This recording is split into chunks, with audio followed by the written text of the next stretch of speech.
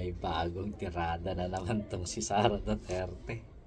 Tayo na, hindi ko alam kung saan kumukuha ng kapal na mukha nito. Okay, mantakin mo dito sa sinabi niya dito na kailangan daw siguraduhin na matatalo ng magiging kalaban niya siya at kanyang makalyado. Puta, paano ka nanigurado?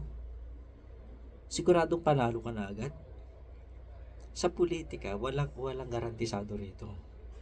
Walang llamado, walang dehado rito. Maliban na lang kung nakapaggawa ka na ng paraan para makapandaya. Baka may nakausap ka na para makatulong mong dayain ang resulta ng eleksyon. Tsaka teka, paano ka nakakasigurado makakatakbo ka? Eh di ba may napipintong impeachment pa, ilang beses pa yan.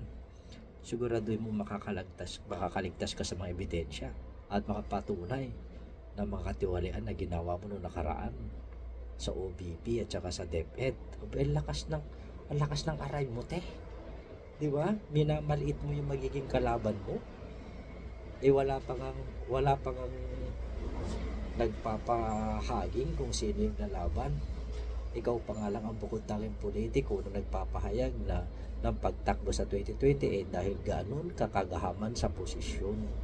Para makagawa ng kababalaghan. Uy, nako, Diyos ko, si Sara Duterte, no?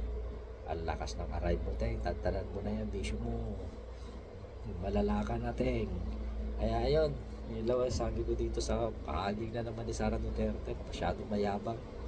And of course, maraming salamat sa nag-sponsor ng ating live stream kaninang umaga. Oo, okay. Kung meron man, si Love Sapphire ng Taiwan. Okay, and of course kay sa ating nagpakulay ng ating live stream kanina sa JR Baligo aka Bagtit sa ating YouTube, and of course sa Facebook yung nagpa-star. Maraming salamat. God bless. And sabi ko sa inyo, papanood na kay Sara si Ramo yan.